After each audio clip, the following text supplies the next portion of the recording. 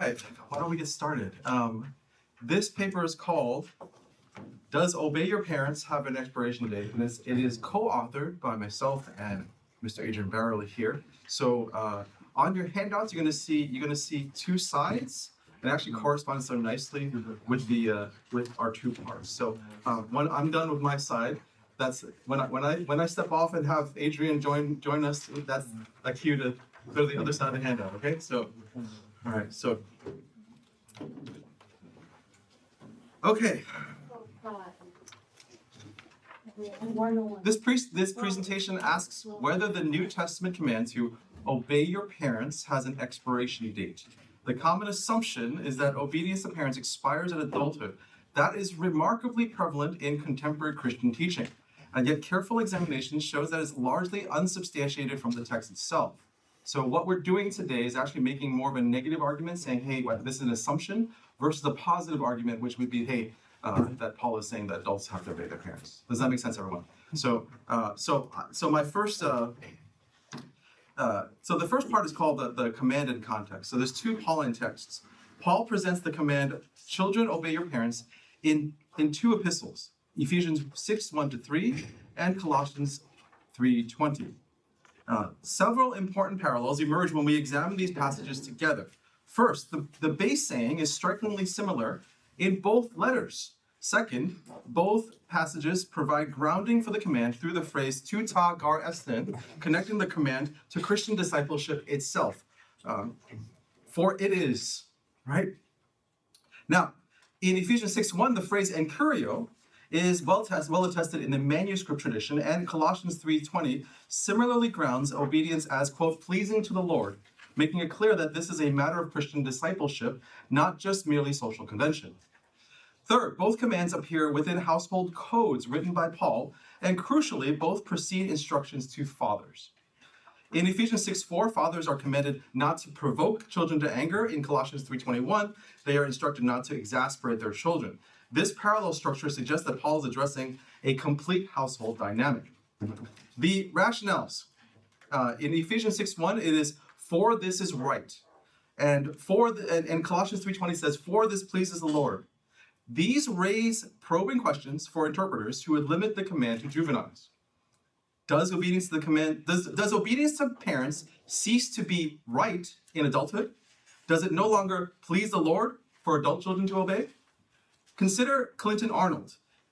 The children, this is in his Ephesians commentary, the children he speaks of are those who are still in the home, from early elementary to the late teen years or early 20s.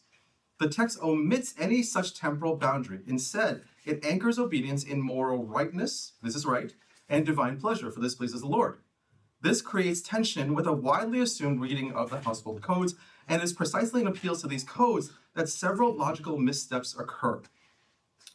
So this section is called Household Codes and Logical Fallacies. The parent-child commands in Ephesians 6 and Colossians 3 appear within the New Testament household codes. Under Roman law, patria potestas granted that the paterfamilias legally enforced the paterfamilias legally enforceable authority over his household, and children were expected to obey their fathers. We will discuss this dynamic later in the paper. Modern commentators rightly observe that Paul speaks into the social framework, but then often make an additional move. They assume that because these are household codes addressing practical family relationships, the command to obey parents must be restricted to juveniles who are still being, quote unquote, brought up in the home. The further step is not demanded by the text itself. As one commentator notes, Paul seems to be addressing children who are still in the process of being trained by their parents, Ephesians 6:4, but also are old enough to understand their relationship with the Lord, 6:1.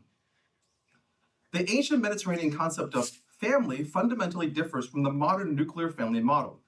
Carolyn Osiek demonstrates that the Latin familia encompass, quote, all those under the authority of the paterfamilias, the male head of the household. And she goes on to say several generations of descent living in many different locales. She further explains that the Greek term oikos, household, referred not merely to a physical structure, but to the, quote, the household as a horizontal social concept, including those related by blood, who may or may not be living under the same roof, and slaves, free women, and material goods of the house. Critically, the household codes themselves, specifically the one in 1 Timothy 3:4-5, contemplate parental authority over, quote, adult children, even those not living in the same house, according to Ossia. This reveals that the ancient framework did not assume independence at adulthood. Adult children could remain under parental authority even when geographically separated. Early Christian practice confirms this social reality. In the Shepherd of Hermas, a householder of any rank had legal power over all his familia, even adult sons and daughters, who could still be described as under his potestas when they behaved irresponsibly and disrespectfully towards his authority. The notion that obedience to parents expires at adulthood is therefore a modern assumption, not one supported by the ancient social structure that Paul's commands presuppose. All right, this part is called the argument from silence. The most common limitation of the command rests in an argument from silence. The text never states that obedience expires.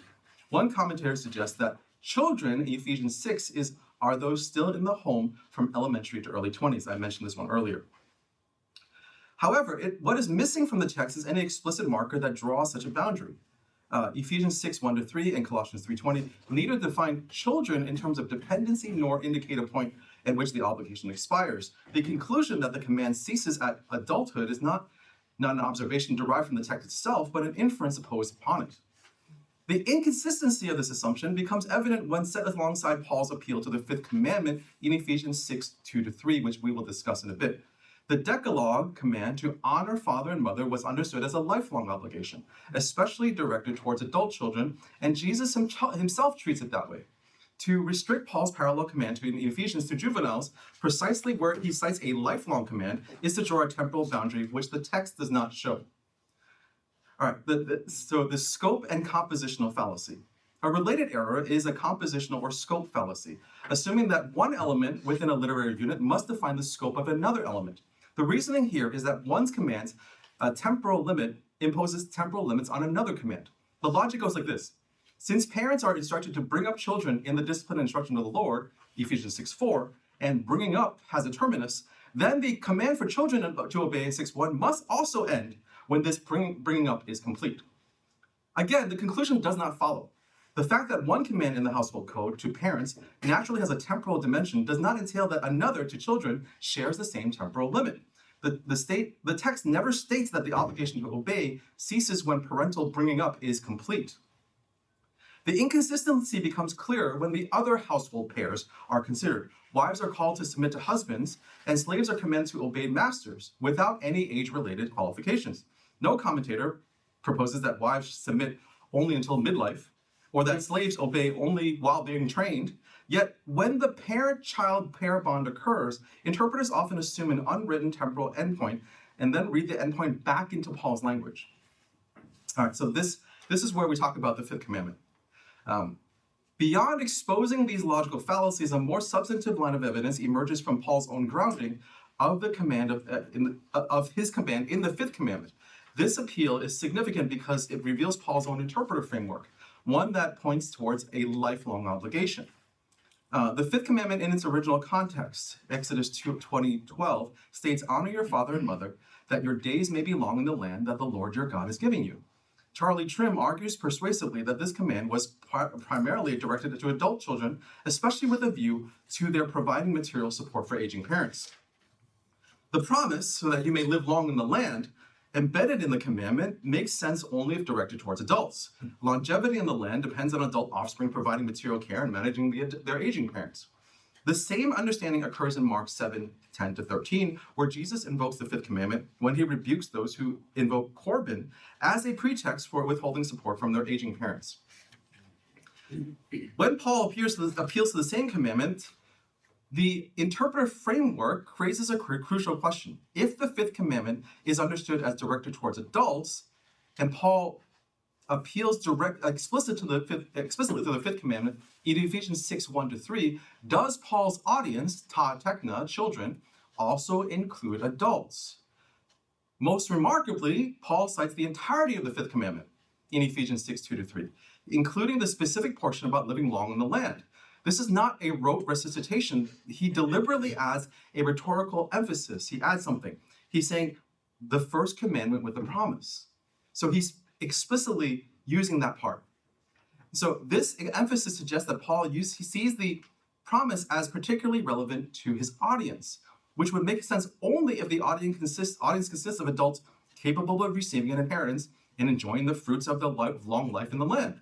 In other words, Paul's citation strategy itself suggests he understands his techna audience to include adults. Now we talk about the semantic scope of techna. Having seen that Paul grounds his command in a commandment originally directed towards adults, we must now examine the semantic range of technon, which is child. This is crucial for determining whether Paul addresses only juveniles or a broader category of persons. The term technon is not age encoded. The term technon is etymologically related to tikto, to give birth, and is fundamentally a relational term, much like the English word child. Significantly, just like the English word child, the term technon is not encoded for a specific age. The BDAG lexicon states that technon as referring to an offspring of human parents without distinction to age. Biblical examples of technon applied to adults. Luke 15:31, the parable of the prodigal son, presents the father calling his older son technon, despite the fact that he's manifestly an adult, working the fields, managing the estate, and making independent decisions about property and labor. The Septuagint similarly holds Rebekah addressing her adult son Jacob as technon in multiple contexts. Now we look at biblical evidence. Evidence from outside biblical literature further supports this conclusion. In Homer's Odyssey, Telemachus is addressed as technon by his nurse at a point in the narrative when he's fully an adult, old enough to travel independently. Even more compelling is papyrological evidence from the Greco-Roman world. Roman census documents list adult men within their families as techna. Paul's lexical choices. Given this semantic evidence, we cannot limit the command to obey your parents based solely on the terminology of technon. So, if Paul, in Ephesians 6:1, envisions minors, even if Paul envisions minors, it does not entail that it teaches in a point at which obedience ceases to be morally right or pleasing to the Lord. And it certainly does not authorize the widespread assumption that adulthood, as modern cultures define it, automatically cancels the obligation. In your handout, I have a few other words that Paul could have used that were unequivocally juveniles, which Paul has in his vocabulary but doesn't use here. All right, so this next part is called disobedient to parents as a Pauline vice. Having addressed the dynamics of the commands in Ephesians and Colossians, we must now consider a phrase that appears in two distinct lists of vices in Paul's letters: disobedient to parents. This phrase emerges not within household codes addressed to a specific audience, but rather within texts of moral vices that Paul presents without age qualification or scope restriction. In Romans 1:29-31, Paul catalogs a comprehensive list of vices that characterize those who have rejected God and refuse to honor him as creator. Among these vices, which include murder, strife, deceit, malice, and gossip, Paul includes disobedience to parents. This entire list covers the full spectrum of human relationships and ethical categories, with nothing to suggest that some vices apply universally across every age, while others only apply to juveniles. Similarly, in 2 Timothy 3:1-2, Paul warns Timothy about the moral deterioration that will characterize the last days. Isn't that appropriate for from this morning, right? The last days. He describes people becoming lovers of themselves, lovers of money, boastful, proud, and abusive. And in the middle of the catalog of character vices, he includes disobedient to parents. These character flaws are presented as universal markers of moral corruption that apply to humanity generally, not to a specific age group. Suppose, for argument's sake, that the commands in Ephesians and Colossians do expire at adulthood. We would have to assume that disobedience to parents in Romans and 2 Timothy refers only to juveniles, while the surrounding vices, murder, pride, greed, apply to all ages. Such a reading would require explicit markers that Paul gives nowhere.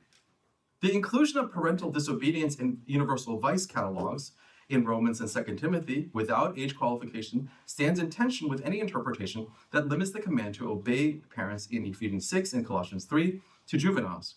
If Paul intended such a restriction, these vice lists provide no evidence of that. Disobedience here contradicts what is right according to Ephesians 6:1 and what pleases the Lord according to Colossians 3:20. This grounding is absent of age limits. Listing disobedience among universal vices like murder reinforces obedience as lifelong discipleship, not just for juvenile. And I hand it over to Adrian here, who's done some good work in receptive history. Yeah, now we're going to talk about the ancient household structure. The modern claim that parental obedience expires at adulthood, it quietly assumes nuclear family model. To become an adult is to become independent and to step outside of parental authority. But the ancient Near East and the Greco-Roman world typically imagined a family as a durable kinship network of multi-generational whose members could live in cluster dwellings or even at some distance while still belonging to a single social and economic unit. In early Israel, known as the quote, father's house, regularly functioned as an expanded household, not necessarily one roof, but a compound of related households living near one another, sharing land, labor, and obligations, so that one house of the father consisted of more than one actual house. In Roman society, the same basic logic appears under different legal and social vocabulary. Householders, a familia, and like okias or households were organized under the authority of the pater families, and early Christian assumes that this authority could extend to adults, not merely minors, making the father legally and socially responsible for those under his potas. Therefore, before we decide what Paul means by children obey, we must first recover what household and parental authority meant in the world, where Paul was preaching, and he was presupposed, people have a general idea of. So the modern its expiration model became common in, like it's talking about the Christian interpreters in early church. Paul commanded through the controlling qualifier, in the Lord. Obedience is real, but it is never absolute. And John Chrysostom, for example, explicitly says that Paul's phrase "in the Lord" guards the matter. If parents command what violates God, the child must not comply. And Jerome also makes the same basic move in pastoral form. Yes, Scripture bids us to obey parents in Ephesians chapter 6, 1. It allegiance to Christ is the limit when the two claims collide. And when we widen the lens beyond the modern West, the safe division, obey while young, honor forever, looks far obvious. There's a recent qualitative study has been done comparing to United States, Ghana, and Nigeria. And this is what they found, especially in Ghana and Nigeria, the naturally fold obedience and even material care into what it means to quote honor parents. So while the case study shows in the United States of America responded more often frame of honor in terms of emotional and relational support. So whereas in compared to global East, churches in especially influenced by Confucian's influence, must also discern how biblical honor relates to the cultural expectation of filial piety, including practices such as ancestor rites that are widely treated as an expression of honoring one forebears. And this early and global perspective do not replace exegesis, but they do raise a crucial question: is the obedience ends at adulthood? And reading scripture actually demanded, it is a cultural habit that has been mistaken for the biblical boundary.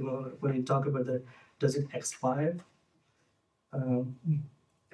So, in Nepal as well, the research on aging and migration repeatedly presupposes the strong norms of intergenerational responsibilities, where adult children presence, support, and care remain central to parents' well-being. In India as well, there are multiple studies that describe the care for older adults as primary to a children's duty, often including co-residence, financial support, and daily caregiving responsibilities that do not suddenly disappear once like children are married or become economically active.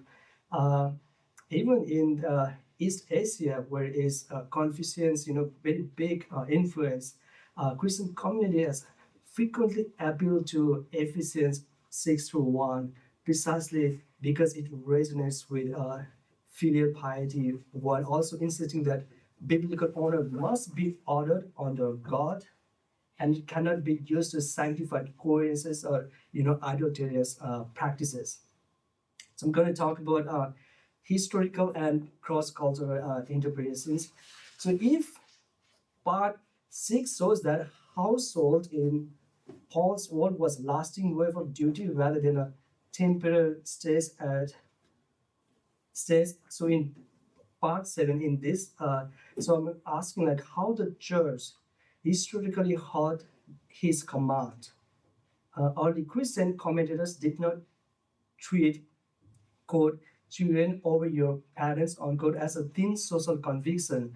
They read it as a spiritual obedience, an act offered, quote, in the Lord, and therefore morally weighty as well. So building onto part 6, claiming that family in Paul's world was a durable web of obligation, is a cross-cultural scholarship highlights how many global South and East contexts still hear the fifth commandment and Paul's household exhortation in ways that feel closer. So that ancient moral economic that to late modern Western individualism. So that commentators and practitioners writing from multiple cultural settings note that Ephesians chapter 6, verses 1, 3 to 3 is often received not as a childhood only injunction, but as a summons to enduring filial responsibility. Respect expressed through differences, practical care, and sustained attentiveness to their parents' counsel. And missionaries and pastoral literature likewise observes that in some Asian setting, often set by the where they have the Confucius of filial piety, placing parents in institutional adult care can be perceived as abandonment unless accompanied by continued material support and ongoing presence. So the assumption that markedly different from the Western normalizations of professionalized adult care. So in biblical counseling conversation, the same cross-cultural context appears at the level of moral institution owner may be constructed as lifelong concrete obligation, including obedience and support, rather than primarily as effective respect. There's a scholar Kohik therefore cautions that interpreters must ask whether the familiar Western formula, obey while young, honor forever, reflects Paul Textual logic, or rather a culturally conditioned account of adult and autonomy. Second question follows naturally.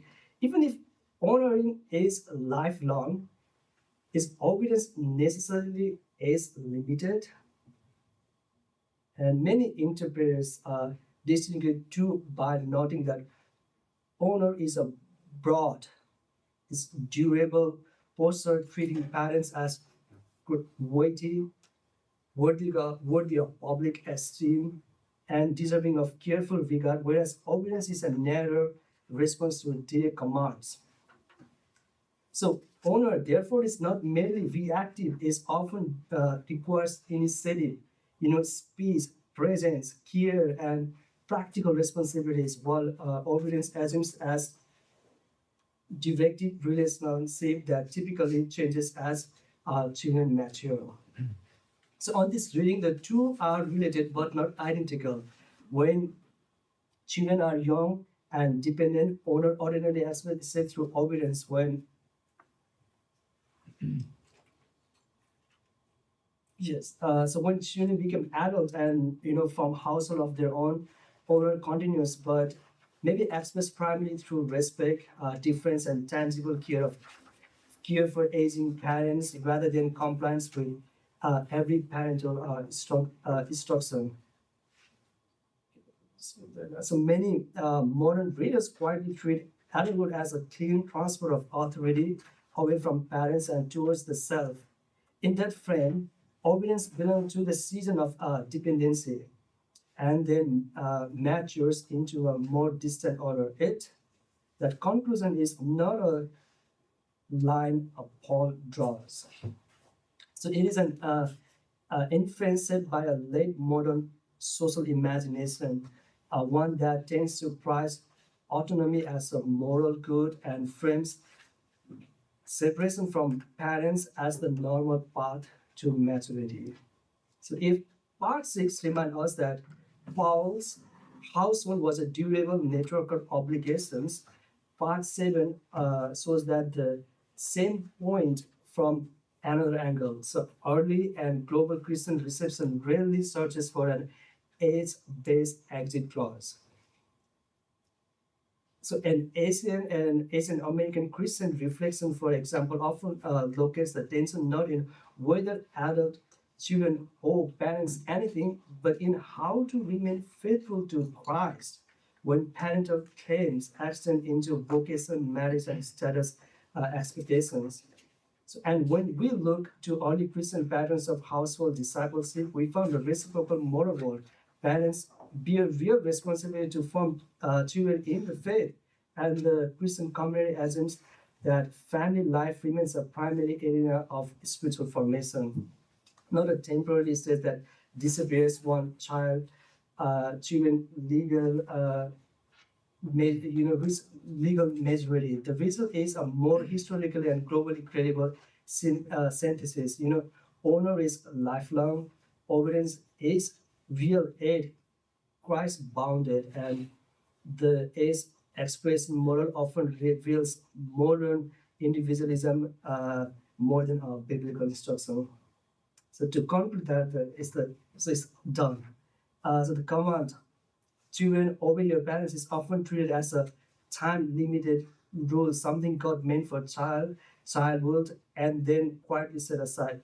But Paul's words provide no expiration date. In Ephesians 6 and Colossians 3, Paul grounds obedience in the Lord. It is right and it pleases the Lord, not in a life stage. So Paul reinforces the command by appealing to the fifth commandment, which is lifelong. The church reception of this text also presses against the age expiration model. Early Christian interpreters read Paul's command as spiritually serious and enduring, while insisting on its built-in boundary. Obedience is real, but it is never ultimate. The qualification is not age, but lordship. Obedience is in the Lord. So obedience is never absolute. Christ sets the boundary when parental demands contradict God, but Scripture does not teach adult cancellation. So Scripture itself, as divinely inspired, does not come with an expiration date. The wisdom of God remains. So let us keep it without a modern rewrite. Obedience in the Lord saves lifelong discipleship. So yeah, we end today. Yeah, if you have some questions, you can ask Dr. Wong. So yeah, some time for questions, comments for both of us. Thank you. That was great. That was really informative. Really appreciate you for you guys. How does this relate to Paul's qualification for elders to say your children have to obey you, or you can't be an elder in the church.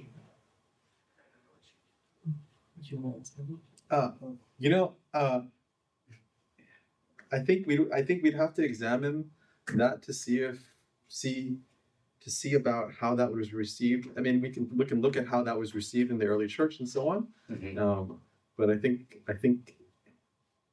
and I've actually heard, and I actually didn't think of this, but I've heard it where that guy's kids are no longer following Jesus, and then but it's okay because he's out of the house. Right. Yeah. But I don't know if Paul envisioned children as being out of the house being some kind of boundary. Mm-hmm. Good question. Oh, thanks. Yeah, just to add, so if you have more to say. Well, I was just gonna say I just heard a sermon on this, and that was what he said. That was Right. what the pastor said. Was like, well, if they're grown, then it doesn't disqualify you from eldership. But Yeah. So I think we in my culture is very different. So in Nepali context, I think it's like overall in Asian context, is if you're not taking care of your parents, if you're not doing things for your parents, and if they're in like some elder care house, then the church doesn't really accept you as an elder. Mm-hmm. It really disqualifies you. So they take it very, very seriously. I feel like I think that's the age standard that they're trying to set aside, and in compared to like, because we have various different religions. There's Hindu, Muslim, and there are other different religions as well. And then one of the things that as a church, how can we maintain that standard, and is to one of that is to obey your parents as well. I think it's really hard to apply to the modern culture, especially in the West.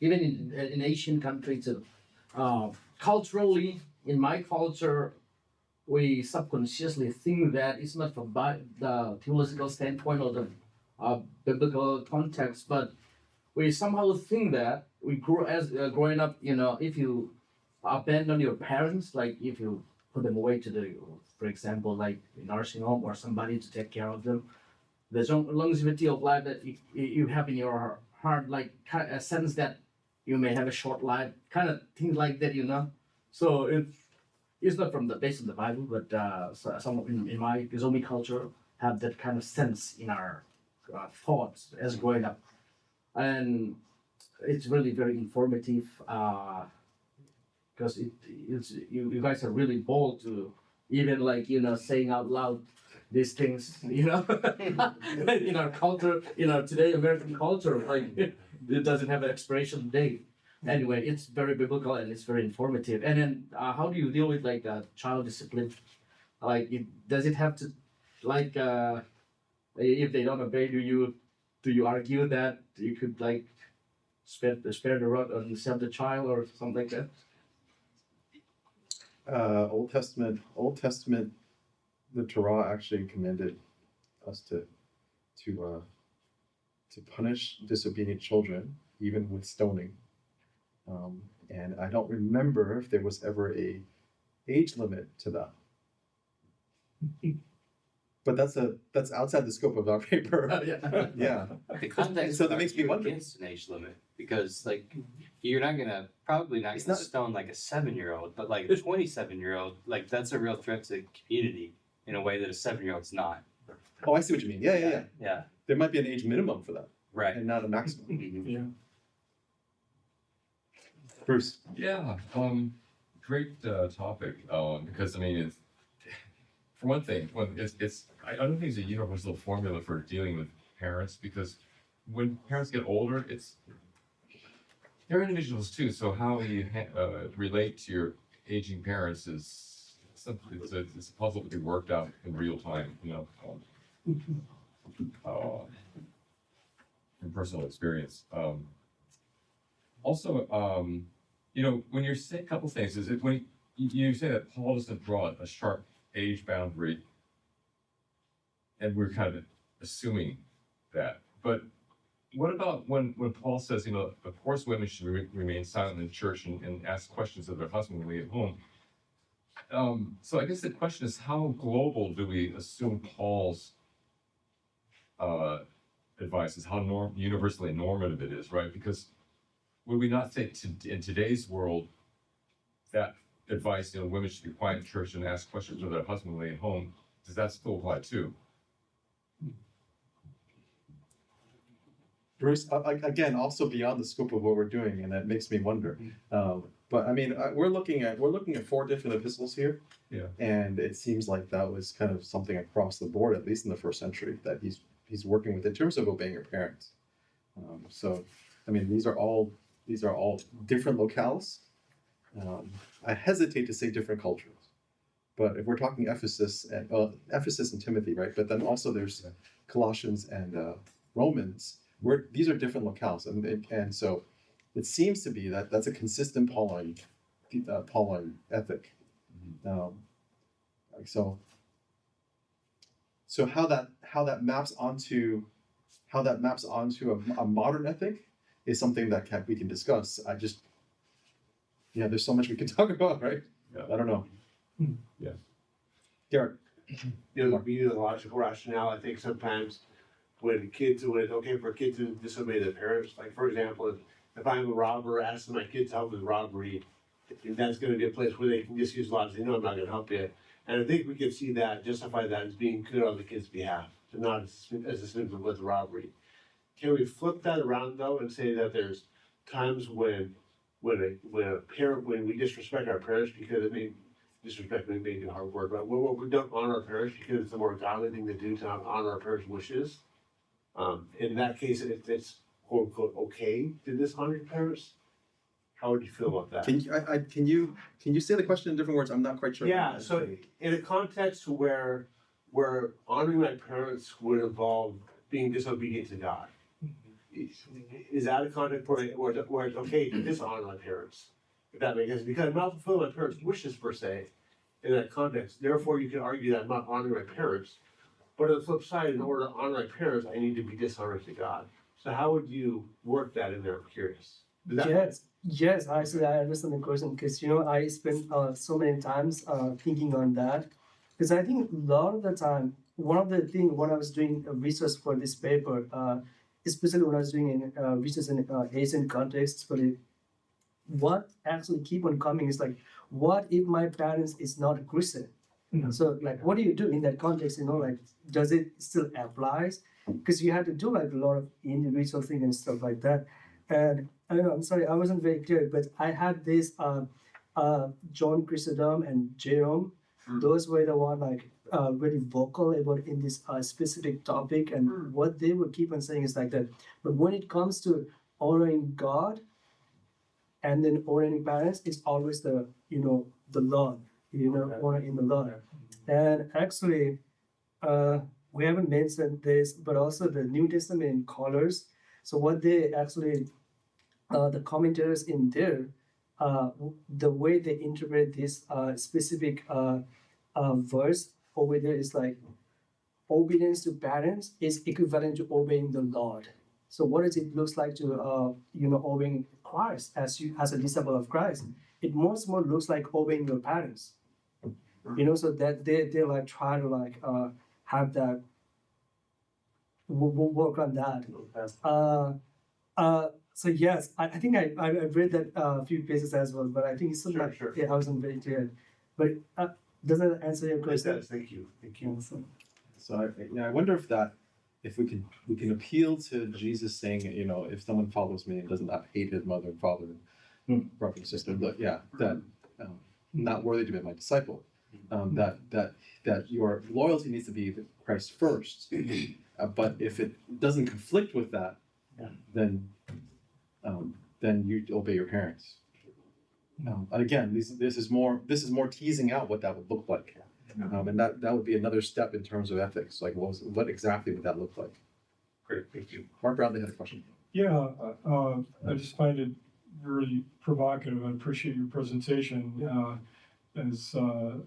as a Western Anglo guy, you know, it just challenges the sociological viewpoint I bring to it. You know, we conceive of parenting as the enterprise by which we try to raise our children to maturity and independence, and then they can go out and be independent, and we say, you know, okay, we've trained up a child the way it should go, and we're praying he will not depart from it, you know, even when he's old or whatever. And even our leave and cleave language we use regarding marriage, you know, it's like, all right, so your loyalty is no longer to me as your dad, and now you're cleaving to your spouse, and you guys are establishing a household instead of us having this multi-generational household idea. A lot of times in Western Anglo culture, we kind of refer to that idea. You know, it's like, well, we're this household, now you establish a new household, and we trust that you're adult and mature, and pushing the bird out of the nest, go spread your wings and fly, and you know, and we're not gonna micromanage you and tell you how to raise your grandkids. You're the parents, you know. So, you know, I mean, that's just the context that just makes this whole thing provocative and interesting to kind of challenge some of those maybe sociological assumptions that I've brought to all of this instead of is there a biblical case for it? I think you've done some good work here. Thanks. Yeah, Paul frames it, as Adrian was saying, Paul frames this in terms of discipleship, not in terms of household management. He says, you know, this pleases the Lord. Oh, yeah.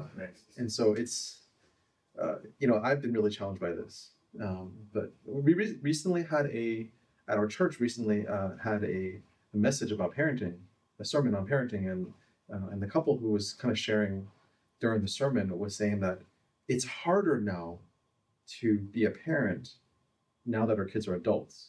And I never thought about it that way. And they said there's bigger heartbreak as adults when we see our kids doing things that might not be pleasing to God and things like that, our adult children.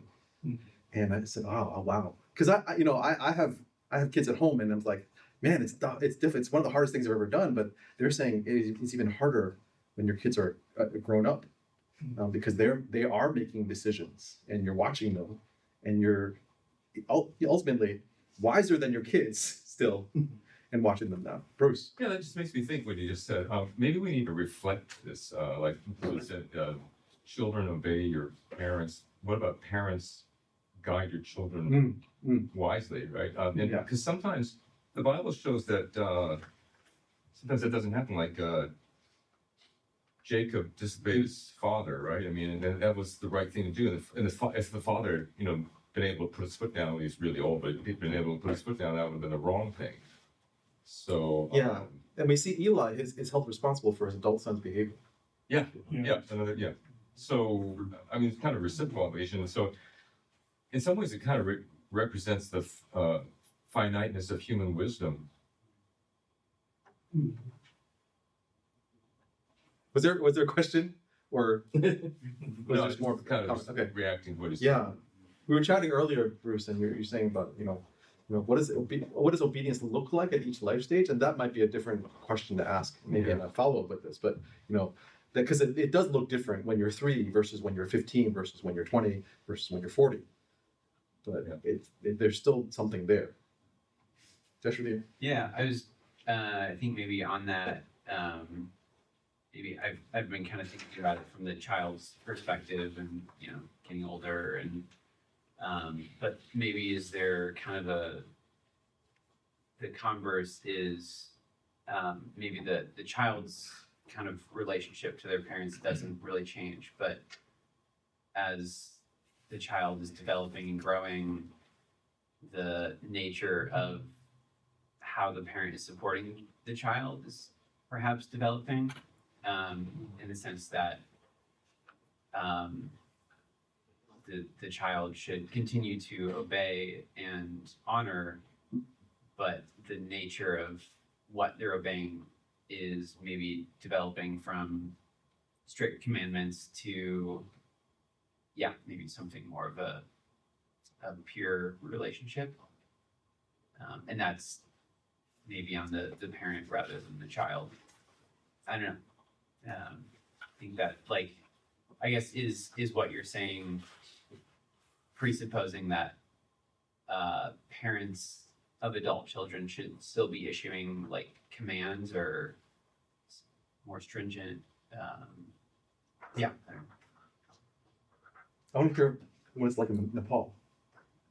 Yeah, you know, I was like, to give you like one example, you know, like in my family as well, like my mother would tell me it's like it's not worth it going to seminary school, you know, you should just get married and settle down. Uh-huh. And in that response, I usually say, you know, it's like I feel like God has calling me to work in this area, and I think the biggest goal in our lives would be, you know, like we follow the what we feel like is the God calling in our life, and the way when I respond to that way, you know, like my mother feels a little bit calm, but once in a while, she usually always try to bring that conversation. But I think they need to be understanding, you know, in terms of like what does it look like? Because I think as a parents as well, you know, like I think they do really want us to make our own decision, but they want us to go as long as we're walking in the right path, not doing anything that's harmful to society or harmful to myself.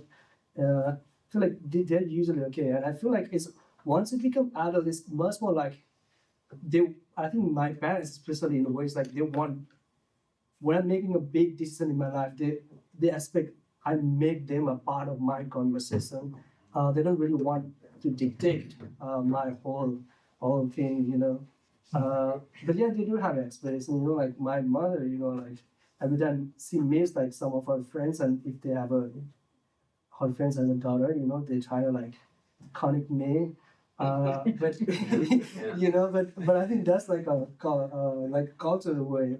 And when I tell that to my pastor, you know, like who is mentoring me as well, and I told him, you know, like my last week I was talking with my mother, and she was showing me pictures of like a lot of singer women, and then he was like so surprised. But for us, it's just like so common. So you know, like that. So it's yeah, I don't know if that answers the question. Yeah. I think it's something that it would raise this question. It would raise, you know, what does it look like? And then actually about the qualifications for elders and stuff like that. You know, what is the role? And I don't know is there a biblical role for older parents with adult children? And the Bible doesn't address this enough, I feel like. So I don't know. And I mean, even because we can't look at all these narratives and say, okay, we should copy Abraham, or we should, you know. So it's more about like, you know, do we have commands? And I don't know right now. So good question, and I don't know. And again, this raises all these questions, doesn't it? So yeah. Since listening to your paper, I'm coming up with all the reasons why you're wrong, which I feel like is like showing that's great, pushing against. Yeah. You know, it's like okay, well, but I haven't come up with a good one. I'm just like trying to, you know. So one of the things I was thinking about was like, okay, let's say for argument's sake that Paul does, at least in his mind, assume an expiration date, right?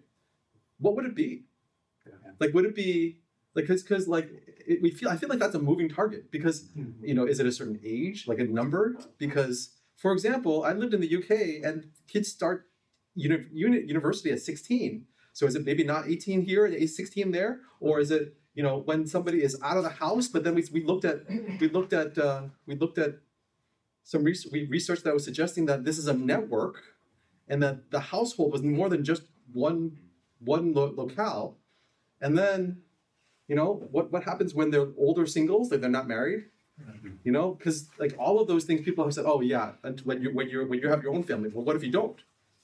Does that mean that, you know, like all of these things? And I'm like, the target keeps moving, and so, and I don't know, like there just doesn't seem to be actually even a consensus. Like there about what the limit would be if there was. Yeah, similar to that, you know, there's a way of conceiving of our parental role with kids of, well, as long as you're under this roof, Right, you right. know, these are the rules. And if you're not gonna abide by them, maybe you need to look for another place to go. Well, that's a nuclear option, you know, it's, and we've explored that with an adopted son we have. We just turned 23, with some choices he's making that we were displeased with. And so we, you know, had some discussions with him where we used that kind of language.